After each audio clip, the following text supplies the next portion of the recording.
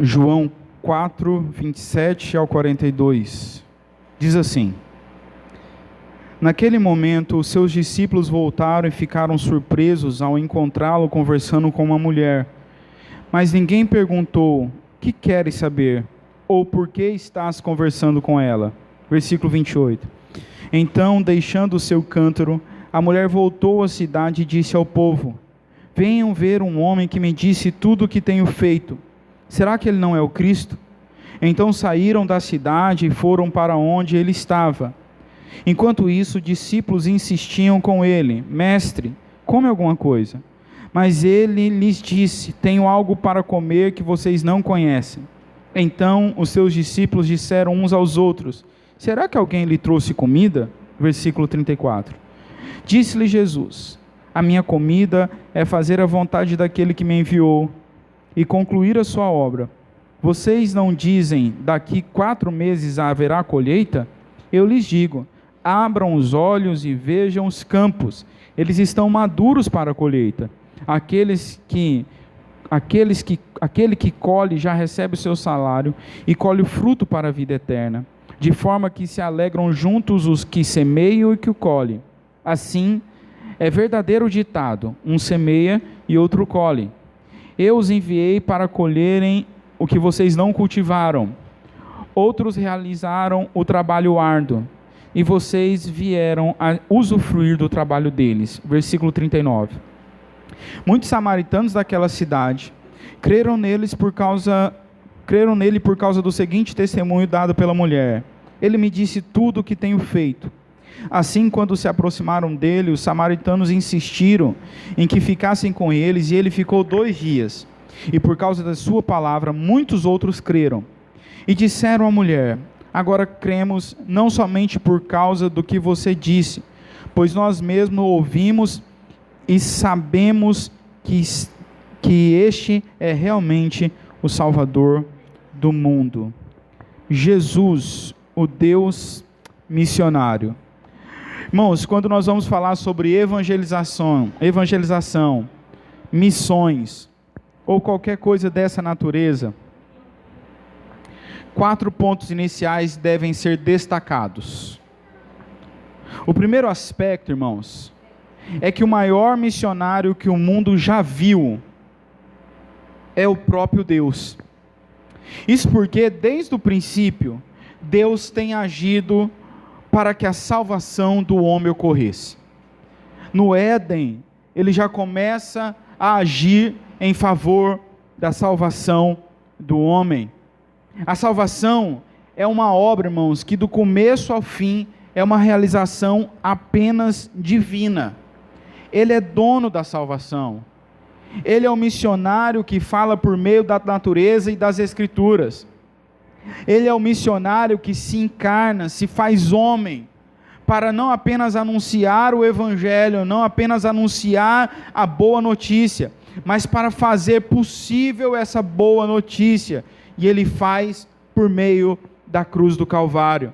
Então, o primeiro aspecto que nós precisamos ressaltar nessa noite sobre evangelização e sobre missões é que Deus é o primeiro missionário. E que honra, irmãos, e que maravilha saber que Deus se importa tanto conosco, tanto com seus eleitos, que Ele mesmo se propõe a anunciar as boas novas, e Ele mesmo se propõe a fazer possível a salvação dos seus eleitos. O segundo aspecto que nós precisamos ressaltar nessa noite é uma denúncia. Mas eu espero que você ouça o resto do sermão para você compreender sobre o que eu estou falando. A denúncia consiste, irmãos, em que somente a existência de certos tipos de conferência, de certos assuntos na pregação, denunciam a baixa qualidade de cristianismo que nós vivemos. Você já pensou, irmãos, que a existência de conferências sobre santidade significa dizer, e é uma grande declaração, que os cristãos que aqueles que se dizem discípulos de Cristo não vivem em santidade? Você já parou para pensar que certos movimentos dentro da igreja, como por exemplo, Eu Escolhi Esperar, que é um movimento muito conhecido entre os jovens, é a maior declaração que os jovens cristãos não esperam no Senhor, eles vivem numa prática pecaminosa. Você já parou para pensar, irmãos, que certos tipos de mensagens denunciam que muitas vezes nós não estamos vivendo aquilo, senão de fato o Senhor não precisava nos orientar por meio da pregação naquele determinado assunto? Pois bem, levando em consideração essa denúncia, nós também devemos dizer que a necessidade de conferência e de sermões sobre evangelização, missões e proclamação do Evangelho, também são uma acusação de que nós não estamos cumprindo com aquilo que as Escrituras ordenam. Nisso, eu me incluo com vocês no alvo desta denúncia. O terceiro aspecto interessante é que nem mesmo nós cumprimos aquilo que a Bíblia ordena, e isso por dois motivos. O primeiro é a desobediência, e o segundo é a falta de conhecimento das ordens de Cristo dada à igreja. O terceiro aspecto é que a gente nem cumpre isso. Nós não evangelizamos, nós não pregamos. Quando nós lemos a Bíblia, irmãos, nós vemos que a evangelização não é uma ideia inventada por pastores ou por especialistas em marketing. Foi o Senhor Jesus que ordenou aos seus discípulos: ide e fazei discípulos de todas as nações, batizando-os em nome do Pai, do Filho e do Espírito Santo. O livro de Atos, irmãos, nos conta que os discípulos fizeram isso. E Paulo se referiu à sua obrigação de pregar o Evangelho em 1 Coríntios, capítulo 9, 16 e 17. Pregar o Evangelho era um dever dado por Cristo, e Paulo estava disposto a pregar inclusive em Roma, mesmo que isso acarretasse em risco para a vida dele. Evangelizar era uma ordem necessária, e era uma ordem que deveria ser obedecida.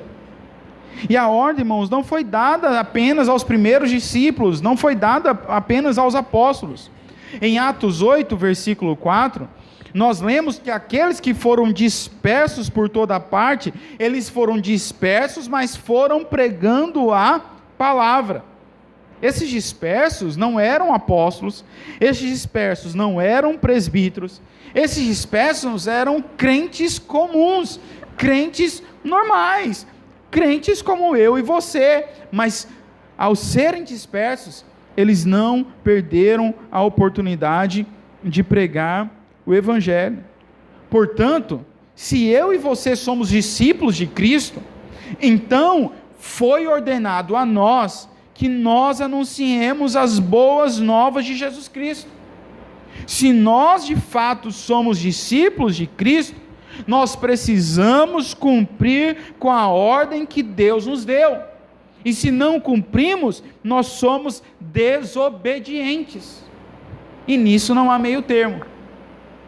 O quarto aspecto que nós devemos ressaltar sobre esse assunto de evangelização, missões, é que além de nós falharmos em cumprir a ordem de Cristo, muitas vezes nós fazemos isso de maneira errada. Nós erramos tanto por não obedecer, como na motivação para o desenvolvimento da ordem. E isso, irmãos, pode ser percebido quando nós olhamos com um olhar crítico e sincero sobre como temos desenvolvido a área missológica da igreja atual. Quando fazemos isso, uma grande quantidade de falhas podem ser observadas. Graças a Deus, irmãos, que a nossa falha na área missiológica não interfere na salvação dos eleitos, pois Deus sempre age soberanamente a fim de que os seus escolhidos sejam alcançados pelo Evangelho. Mas isso não é desculpa para nós continuarmos a praticar a evangelização de maneira incorreta. Pelo menos 5 pontos negativos podem ser observados nos modelos missiológicos de evangelização que nós encontramos em nossos dias. O primeiro ponto negativo é a passividade. Nós sempre ficamos passivos. Nós não temos atitudes proativas na evangelização. Isso talvez ocorra porque nós somos covardes, ou nós somos medrosos, ou porque nós sempre achamos que nós não temos condições de pregar o evangelho. A gente sempre acha que sabe muito pouco. Outro problema é o relativismo. Quando nós vemos as pessoas pregando o evangelho, nós vemos pessoas diluindo o evangelho, relativizando a verdade. O outro ponto negativo é a competitividade. Nós fazemos a obra missionária, a obra de evangelização por competição.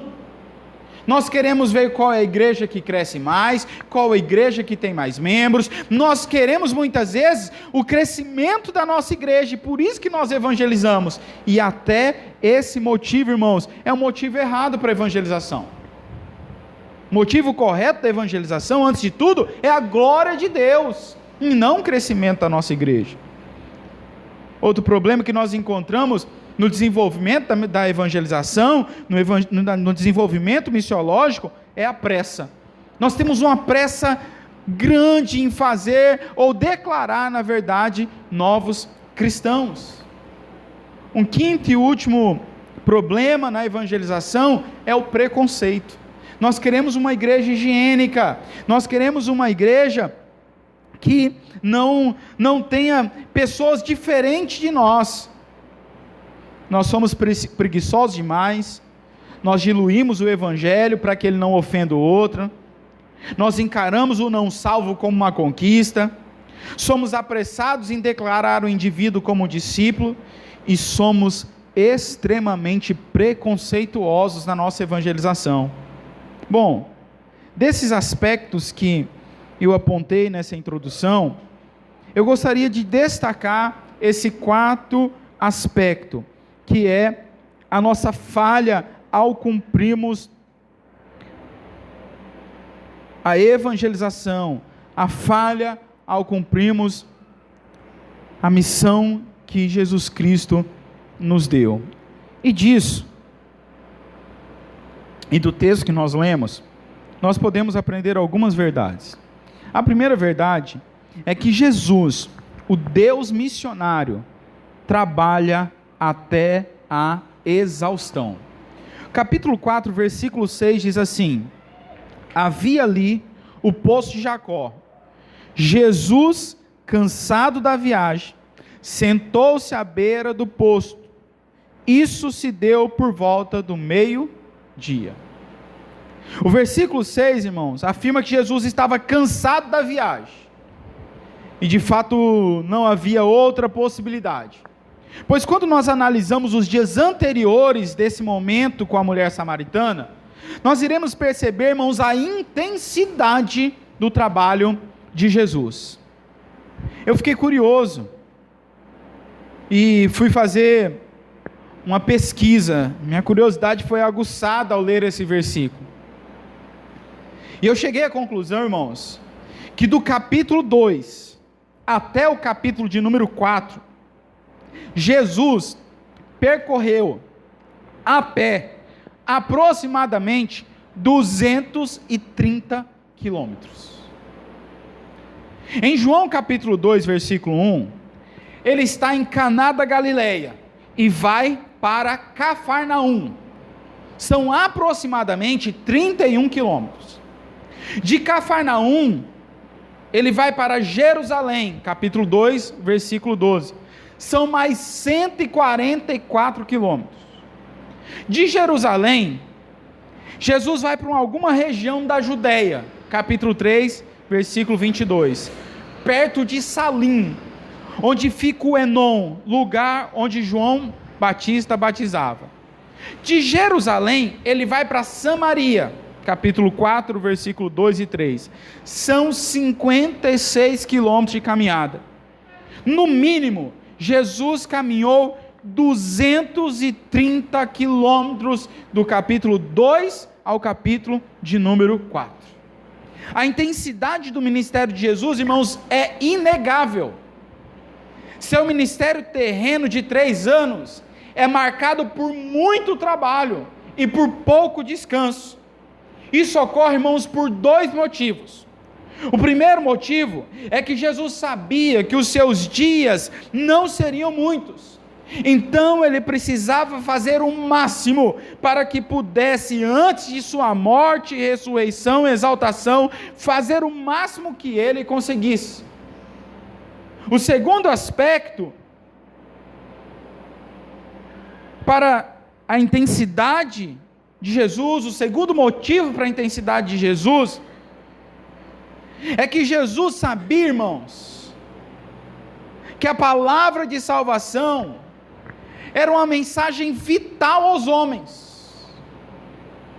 O Evangelho, irmãos, é uma mensagem de vida ou morte, de condenação eterna ou de salvação eterna. Por isso, irmãos, é que devemos levar a sério cada oportunidade de pregar. Primeiro, cada oportunidade que Deus nos dá de pregar no púlpito. O púlpito, irmãos, não é lugar para palhaços. O púlpito não é lugar para fazer stand-up comedy. Stand-up comedy. O púlpito não é lugar para pessoas despreparadas. O púlpito não é lugar para meninos. Cada oportunidade de pregação é uma questão de vida ou morte.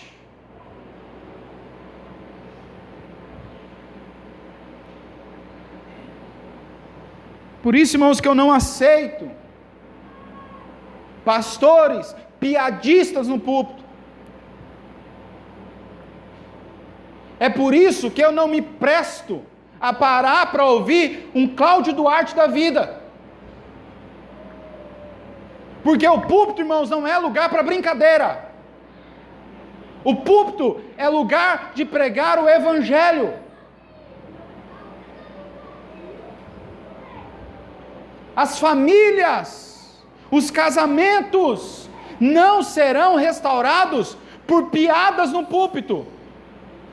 Eles serão restaurados, eles serão consertados, eles serão levados ao lugar que Deus quer por meio da pregação do Evangelho.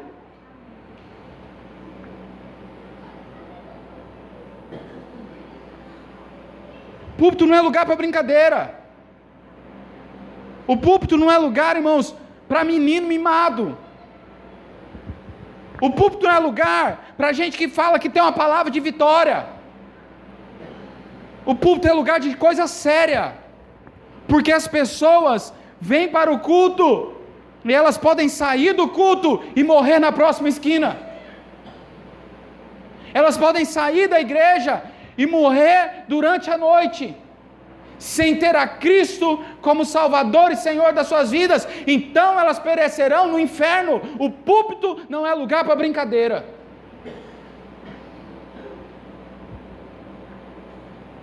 Nós não devemos pensar também somente nas oportunidades que temos, somente relacionada à pregação no púlpito, mas também no nosso viver diário.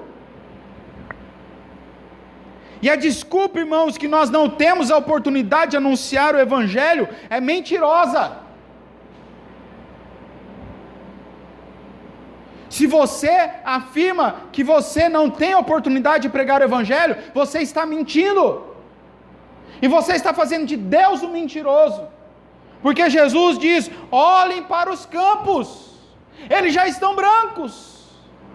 Ou seja, olhem para eles já estão prontos, vocês têm oportunidade. O que está faltando é ceifeiros.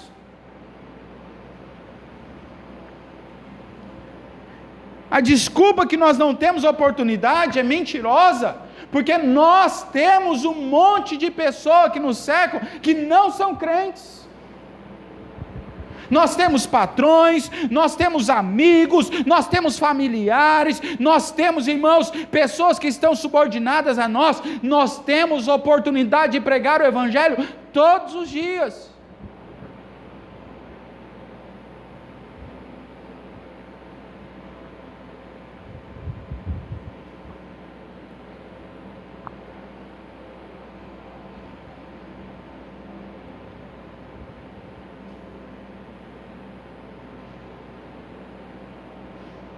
A passividade, irmãos, é um ato pecaminoso. E Jesus, sendo Deus, ele não poderia pecar. Jesus vence, irmãos, qualquer possibilidade de passividade, pois ele sabia da urgência e da importância da pregação do Evangelho. Assim, podemos vencer a passividade que nos cerca, se atentarmos para esses dois pontos que impulsionaram a Jesus. O tempo que resta antes da volta do Senhor Jesus é pouco. Basta nós olharmos para as Escrituras, e se compararmos o que a Escritura diz com os nossos dias, nós perceberemos que logo vem o Senhor e não tardará.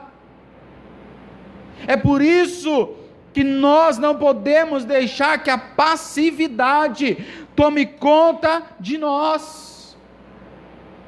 Existe pouco tempo, irmãos, para os nossos familiares, para os nossos amigos e para essa sociedade. E se eles não se renderem ao Senhor, irmãos, os nossos familiares e os nossos amigos, eles irão para o inferno. Essa é a verdade. Por mais que você ame o seu filho, por mais que você ame a sua filha, por mais que você ame os seus pais, por mais que você ame os seus amigos, por mais que você ame as pessoas que você cerca, que te cercam, você não poderá levá-las para o céu. Se elas não se converterem a Cristo, elas perecerão. É sério esse assunto, irmãos.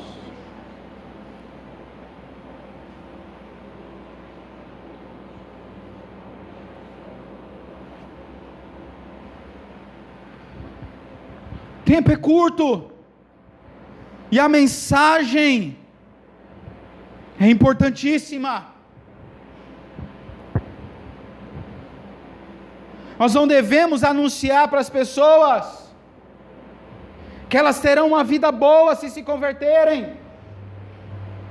Isso não é o Evangelho, isso é mentira. Nós devemos parar de enganar as pessoas, oferecendo para elas aquilo que elas querem ouvir.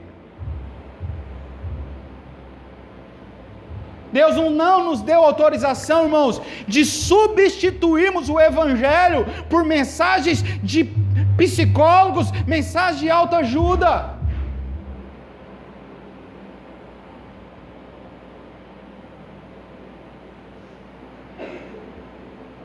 Mensagens que elevam o ser humano,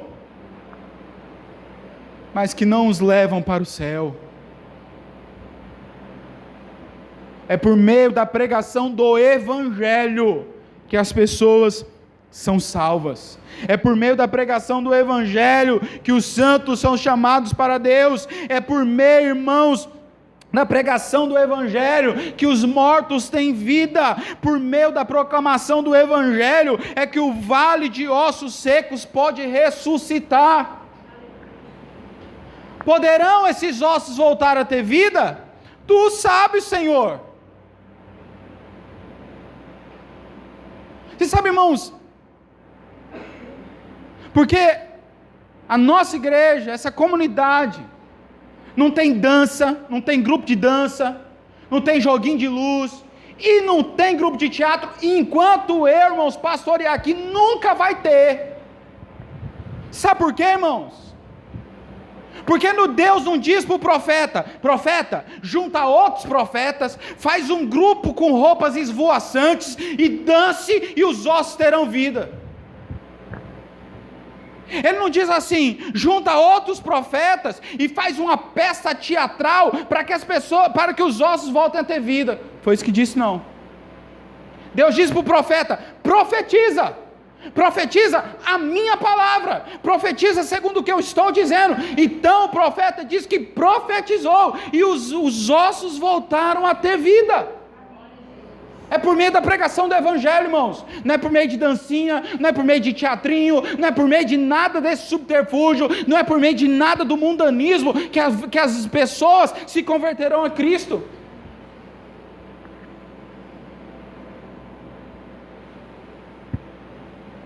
Eu prefiro, irmãos, chegar perante Deus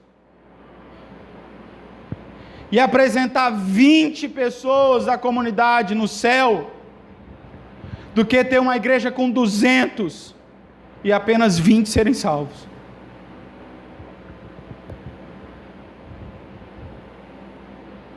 Se você vem na igreja esperando uma mensagem para você se sentir melhor, você vem no lugar errado, você tem que ir para o psicólogo. Você tem que vir para a igreja para ouvir o evangelho.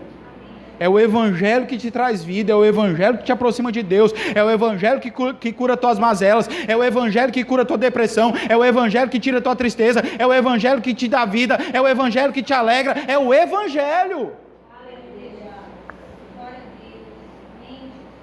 Jesus, irmãos, é o Deus missionário, que vence a passividade, trabalhando até a exaustão. Mas nós podemos aprender um segundo ponto. Jesus, o Deus missionário, não sonega a verdade. Olha o que diz o versículo de 16. Ele disse, vá e chame o seu marido e volte. Versículo 17. Não tenho marido, respondeu ela. Disse-lhe Jesus, você falou corretamente, dizendo que não tem marido. O fato é que você já teve 5 maridos, e o homem com quem agora você vive não é seu marido. O que você acabou de dizer é verdade. Versículo de número 29. Venham ver um homem que me disse tudo o que tenho feito. Será que ele não é o Cristo? Um dos grandes problemas, irmãos, que nós encontramos hoje, relacionado com a evangelização e missões, é a diluição do evangelho. Muito do evangelismo contemporâneo é lamentavelmente deficiente em confrontar as pessoas com a realidade do seu pecado pessoal. Os pregadores, falsos pregadores, oferecem felicidade, alegria, satisfação e tantas outras coisas boas.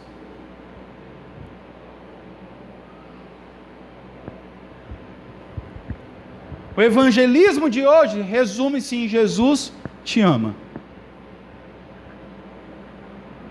Aos crentes de hoje, irmãos, é ensinado a eles que tudo que tem que fazer é descobrir qual as carências psicológicas das pessoas e oferecer Jesus como uma solução rápida para o problema, seja qual for. Assim, irmãos, é fácil conseguir convertidos, entre aspas, pois as pessoas estão procurando solução rápida para suas carências. É por isso, irmãos, que se você vai nessas livrarias, você na prateleira de autoajuda, é só o que você encontra. É por isso, irmãos, que está cheio de livro aí, 105 passos para salvar o seu casamento, porque eles querem ler aqueles 105 passos e resolver a vida.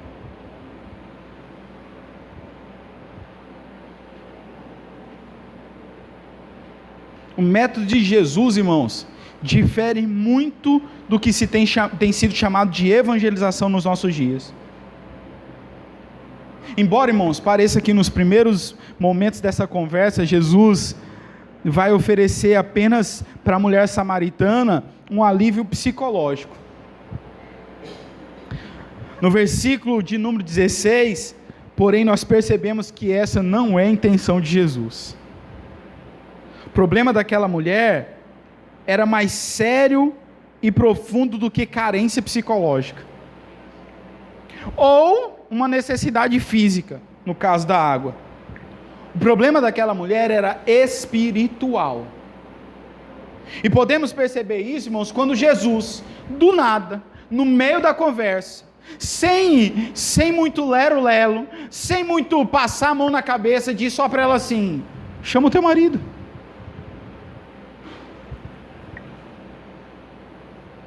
Que tipo de evangelização é essa, irmãos?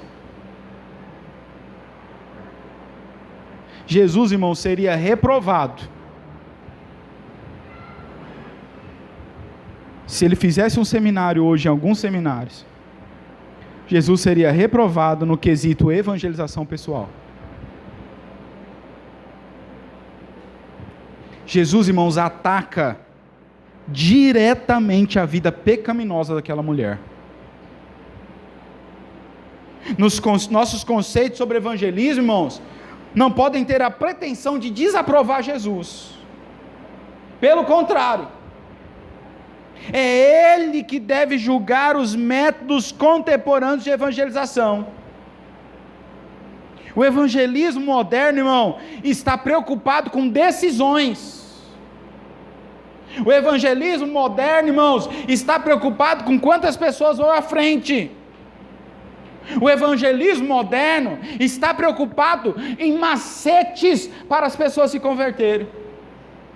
Um tempo atrás, um pastor me disse que ele tinha agora um macete para ver conversões na igreja dele. Ele disse que chamava no final do culto todas as pessoas da igreja para frente, para receber oração. Então todo mundo ia, porque quem é que não quer oração? Então ele falava assim: agora fica aqui na frente só quem é incrédulo. E aí toda a igreja voltava e ficava só quem não havia se convertido. Então ele dizia: você tem que se converter. E a pessoa ficava tão constrangida que se convertia.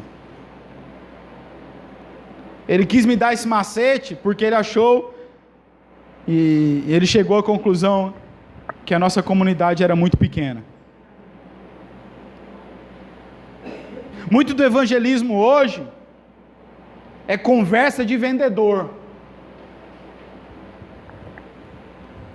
São apelos simplistas.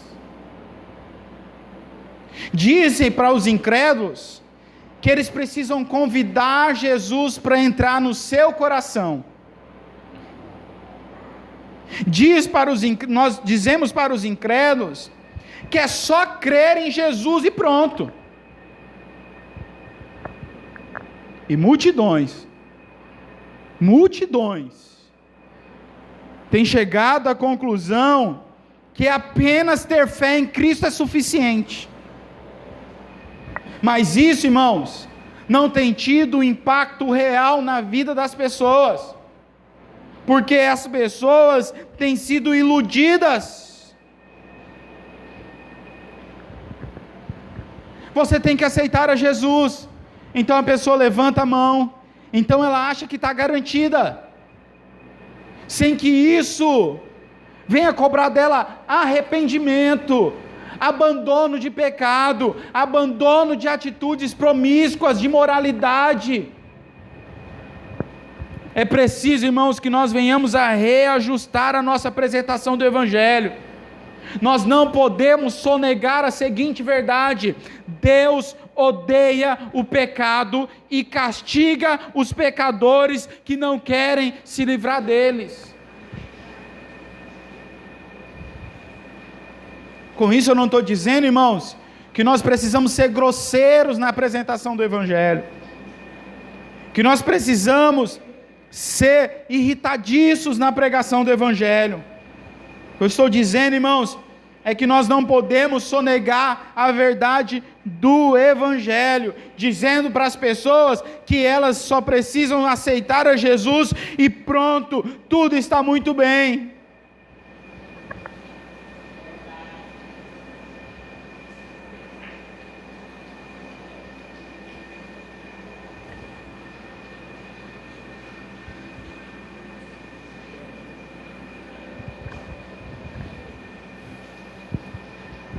Jesus, o Deus missionário, vence o relativismo, dizendo toda a verdade. Aquela mulher era pecadora, e essa era a grande necessidade dela. Mas nós podemos aprender uma terceira verdade. Jesus, o Deus missionário, faz outros missionários. Versículo de número 29 diz assim: venham ver um homem que me disse tudo o que tenho feito. Será que ele não é o Cristo? Então saíram da cidade e foram para onde ele estava. Versículo de número 39: muitos samaritanos daquela cidade creram nele, por causa do seguinte testemunho dado pela mulher: ele me disse tudo o que tenho feito. Assim, quando se aproximaram dele, os samaritanos insistiram em que ele ficasse com eles, e ele ficou 2 dias. Por causa da sua palavra, muitos outros creram. Jesus é o Deus missionário que faz outros missionários. Quando analisamos, irmãos, o método evangelístico de Jesus, nós percebemos, irmãos, quanta diferença existe no método de evangelização dos nossos dias. Um dos grandes diferenciais que eu consigo observar no método de Jesus é que ele não apenas produziu uma mulher convertida, mas ele produziu uma mulher convertida em uma missionária fiel a Cristo. Aquela mulher, irmãos, depois de ter seu encontro com Cristo, imediatamente deixou o seu afazer diário, deixou o seu cântaro, e ela volta para a cidade para anunciar que havia encontrado um homem que disse tudo sobre a sua vida, e que possivelmente esse homem era o Messias. As atitudes daquela mulher, nessa altura da história, indicam fortemente, irmãos, que ela se tornou uma crente.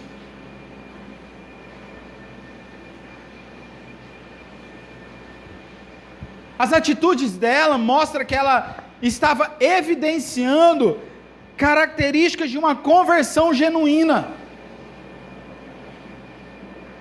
Ela percebeu a sua carência pessoal, ela confessou o seu pecado, reconheceu a Jesus como Messias, então mostrou o fruto de uma vida transformada ao trazer outras pessoas a Cristo.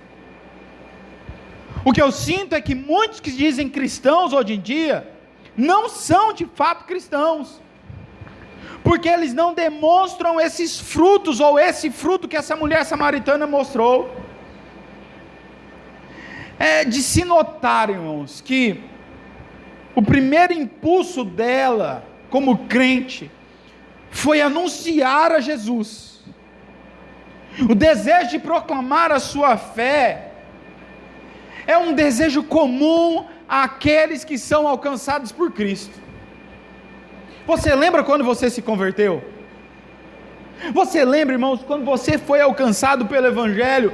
Era como se nós pudéssemos dizer, como Jeremias disse: os meus ossos pegam fogo, só de eu pensar em não falar de Jesus, eu tenho que falar de Jesus. Mas vamos passando o tempo, irmãos, e nós vamos nos esfriando, e nós vamos nos tornando egoístas, e olhando somente para as nossas vidas, e nós pensamos da seguinte maneira: nós já somos crentes mesmo, nós já estamos garantidos, e que o mundo que se exploda.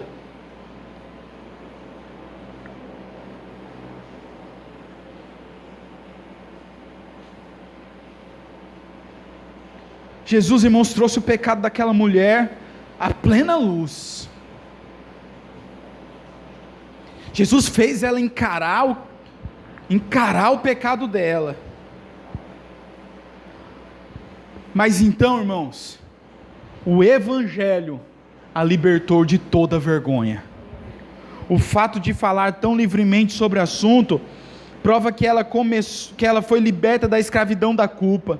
Jesus deu-lhe água da vida, e ela começou a adorar em espírito e em verdade, e ela não precisava mais encobrir a sua culpa, ela estava perdoada. Seu testemunho causou impacto sobre a vila. Ela volta e ela não diz assim: eu encontrei um homem que me deu uma água diferente. Ela não chega e diz assim: eu encontrei um homem que me ofereceu mais um alívio psicológico. Ela volta para aquela vila e diz: eu encontrei um homem que disse tudo sobre a minha vida.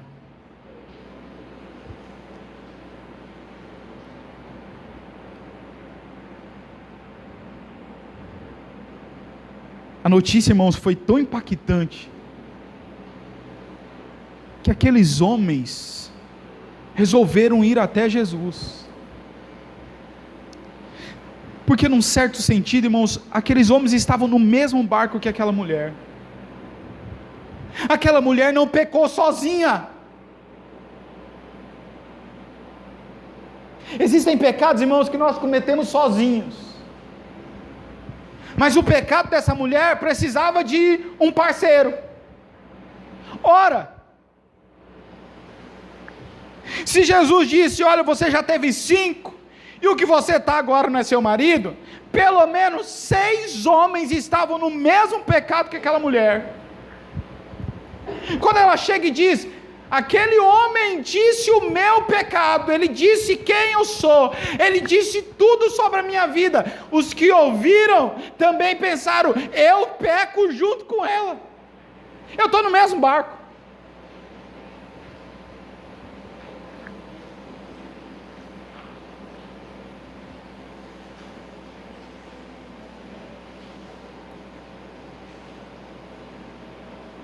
Jesus, o Deus missionário, irmãos, não encarou aquela mulher como alguém que iria competir com ele.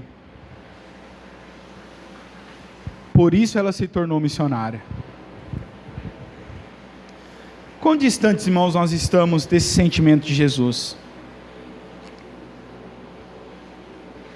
Muitas vezes, irmãos, nós nos entristecemos porque a igreja do lado cresce mais do que a nossa. Nós nos entristecemos, irmãos, porque uma pessoa que nós levamos para Cristo agora tem mais destaque do que a gente. Nós nos entristecemos, irmãos, porque uma pessoa que se converteu ao Evangelho por meio de nós, hoje está servindo na pregação e você não. Aí a gente se entristece.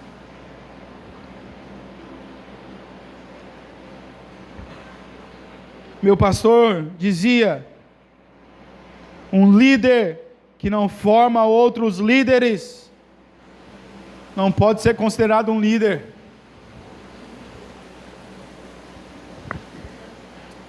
Nós temos que cuidar do nosso coração como obreiros.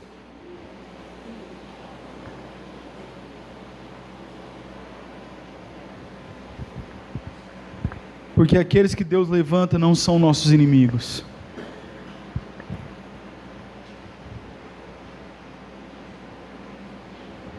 Aqueles que Deus levanta são apenas mais cooperadores para a obra do Cristo.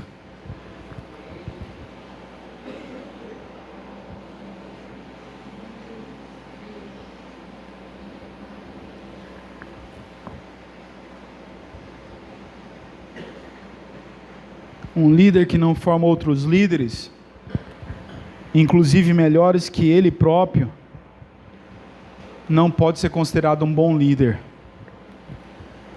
Eu reconheço um mau pastor quando ele passa anos em uma igreja e mesmo assim ele não forma outro pastor. Eu reconheço também o mau pastor que, quando ele encara outro pastor ou obreiro que vai se congregar em sua igreja, como inimigo do seu ministério. Esse tempo atrás, um pastor me perguntou: e se um pastor se fosse congregar lá com você, você receberia ele como pastor? Eu falei: receberia ele como pastor. Ele não seria membro do conselho, mas ele seria um pastor. E ele falou: mas ele pode ser uma ameaça para você. Ele pode ameaçar. E eu entendi, irmãos, que o reino que aquele pastor servia não era o reino de Deus, o reino era dele mesmo. É engraçado que aqueles que agem como esse pastor, na maioria das vezes, são os mesmos que oram pedindo a Deus pessoas para ajudarem na igreja. E quando essas pessoas aparecem, elas são jogadas para fora. Isso já aconteceu comigo com a Thaís. O pastor vivia pedindo um obreiro. Chegou um obreiro, ele mandou a gente para fora. E hoje ele continua pedindo obreiro. E Deus não vai levantar obreiros para ele, porque Deus sabe que ele vai jogar os próximos obreiros para fora. Aqueles que decidem jogar obreiros para fora, eles acabam sozinhos, sem amigos, sem companheiros de ministério, e às vezes até sem igreja. No final das contas, quem age assim, tem o seu ego como Deus, e o reino que eles servem é o próprio umbigo deles. Jesus, o Deus missionário, irmãos, faz outros missionários. Nisso, ele vence o sentimento de competitividade. Tudo é para a glória de Deus. Jesus, o Deus missionário, quarto ponto, investe tempo em discipulado. Se você olhar, irmãos, do capítulo 9 ao do versículo 9 ao versículo de número 26, Jesus investe em uma conversa com essa mulher. A palavra de hoje em dia é crescimento. E o foco é o método. É o novo instrumento. Muitas vezes, irmãos, nós queremos que a igreja cresça a qualquer custo. E para isso vale tudo. Queremos crescer e tem que ser rápido. Mesmo, irmãos, que isso signifique falta de qualidade. Já percebeu quanto tempo Jesus gasta com essa mulher? É interessante que Jesus foge da multidão e vai investir tempo para conversar com uma mulher. Uma apenas. E ele investe um longo tempo em diálogo com ela. Jesus não tinha pressa. Sabe por que Jesus não tinha pressa, irmãos? Porque formar discípulos leva tempo.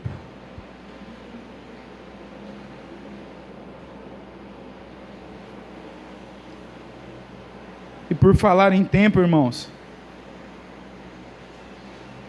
nós precisamos reavaliar o método que estamos usando na pregação do Evangelho. Na maioria das vezes, irmãos, nós estamos preocupados com os resultados em vez de fidelidade na pregação do Evangelho. Nós somos rápidos demais para declarar que uma pessoa é de fato convertida a Jesus.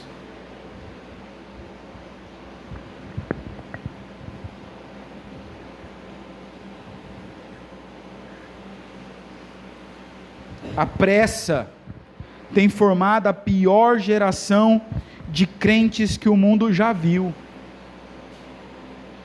Gente, irmãos, que não sabe o mínimo e que no fundo nem convertida é.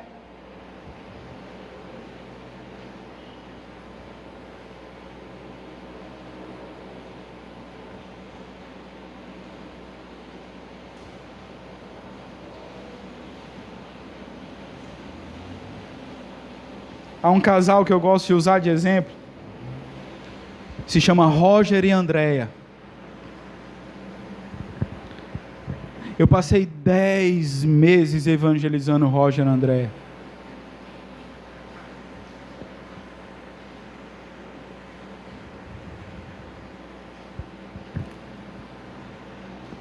Mas hoje é presbítero Roger e diaconisa Andréia. Dirige uma congregação num lugar que eu fiz muitos cultos apenas para o Roger e para a Andréia. Jesus, o Deus missionário, investe tempo no discipulado, e assim ele vence a pressa. Mas há um quinto e último ponto nessa noite. Jesus, o Deus missionário, vence os paradigmas sociais. Versículo de número 4 diz: era necessário passar por Samaria. Versículo 27: naquele momento os seus discípulos voltaram e ficaram surpresos ao encontrá-lo conversando com uma mulher. Nesse texto, irmãos, muitos paradigmas da época são apresentados para nós. O primeiro paradigma é social. A condição da mulher no primeiro século é complicada. Alguns estudiosos afirmam que um judeu orava: Deus, obrigado por não ter nascido mulher, samaritano e cachorro. A ótica era que a mulher de honra deveria sempre estar em sua casa, cuidando do lar e de sua função de ter filhos. A mulher deveria se dedicar quase que exclusivamente ao seu marido. Ela pertencia ao seu marido e seus filhos. Uma filha mulher e uma esposa mulher não passava de algo de posse daquele homem. Os discípulos, no versículo 27, ficam surpresos ao encontrar Jesus conversando com a mulher. Eles não ousam perguntar nada para Jesus, mas eles ficam atônitos. Jesus estava, irmãos, quebrando naquele momento um paradigma. Homens e mulheres precisam de um Salvador. Esse paradigma social também é quebrado quando Jesus faz daquela mulher uma missionária. Não foi nenhum homem que foi até aquelas pessoas, foi uma mulher. E às vezes, irmãos, eu penso que a igreja precisa também quebrar esses paradigmas, porque cada vez mais os homens estão mais covardes. Cada vez mais, irmãos, os homens produzem menos para o Evangelho. Então Deus, irmãos, tem que levantar as mulheres mesmo para fazer a obra. Segundo paradigma é o moral. Aquela mulher era uma pessoa promíscua. A imoralidade era a marca da sua vida. E provavelmente ela era reconhecida por esse fato. Tanto que ela vai ao meio-dia no poço, meio que escondida, meio que para ninguém ver ela. Eu particularmente, irmãos, creio que aquela mulher não tinha muitas amigas, porque ninguém quer ter uma amiga que tem a chance de roubar o marido dela. Amigas desse jeito, ninguém chama para tomar um chá da tarde. Eu creio que alguns homens se aproximavam dessa mulher só para tirar uma casquinha. Ela é fácil. Estou a fim de me divertir. Jesus, irmãos, quebra esse paradigma também. Quem precisa de médico são os enfermos. E aquela mulher precisava de um médico. E o médico foi até ela e a curou. Terceiro paradigma é o religioso. Aquelas pessoas estavam presas ao lugar e aos ensinos de falsos líderes. Cristo mostra que eles estão errados. Em outras palavras, Jesus diz: nem os samaritanos, nem os judeus estão certos. Quem está certo sou eu. E o que está certo é aquilo que eu digo. Jesus, o Deus missionário, vence o paradigma social, moral e religioso. Jesus supera os preconceitos. E como nós somos preconceituosos?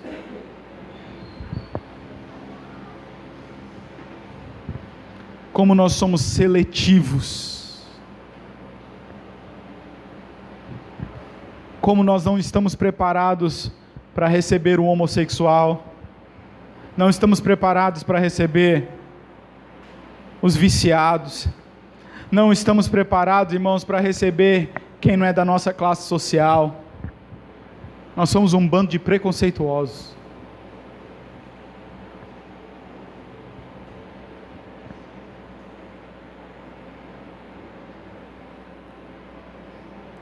Jesus é o Deus missionário que vence tudo isso. A evangelização, irmãos, não é uma opção, é uma obrigação.